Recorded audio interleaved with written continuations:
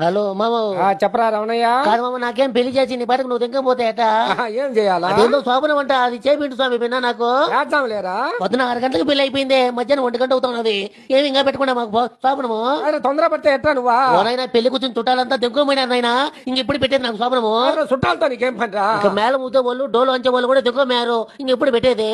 శోభనానికి అన్న మేళం ఊదేది డోలు కుట్టేది పెట్టారా? ఊర్లో నా కొడుకులంతా శోభనం ఎప్పుడు అని అడుగుతాం నాన్న. స్వామి అది మలి పిల్లి లేరా స్వామి? మా ఎత్తుకు ఫోన్ చేసి చెప్పు మాకు శోభనం పెట్టమని. నాయన పెడతాం లేరా? షామియానా వాళ్ళు, వంట దాబర్లు అన్ని దింకోపోతా ఉన్నారు. ఇంకెప్పుడు పెట్టేది మీరు? శోభనం నీకురా నాయన, వాళ్ళందరితో మనకేం పని? విన్నారా మా శోభనం పెడుతూ మాకు? మధ్యాహ్నం 1 గంట అయిందిరా స్వామి, ఇప్పుడే శోభనము. పెళ్లి అయిపోయిన వెంటనే పెట్టచ్చు కదా శోభనము. మంచి టైం చూసుకొని శోభనం పెట్టుకోవాలరా. 2 గంటలకు మళ్ళీ రావుకాలం ఉండదంట. రామా పిన్న మంచి ముహూర్తం చూసుకొని శోభనం పెట్టుకోవాలరా. మంచి ముహూర్తంలోనే కదా పెళ్లి చేసింది, అప్పుడే శోభనం పెట్టుంటే సరిపోయిండు. ఏమైనా అంత తొందర? ఏంది తొందర? పొద్దున ఎప్పుడో పెళ్లి చేసి ఇంకా శోభనం చేయకుండా పూలు పండ్లు తేవాలరా.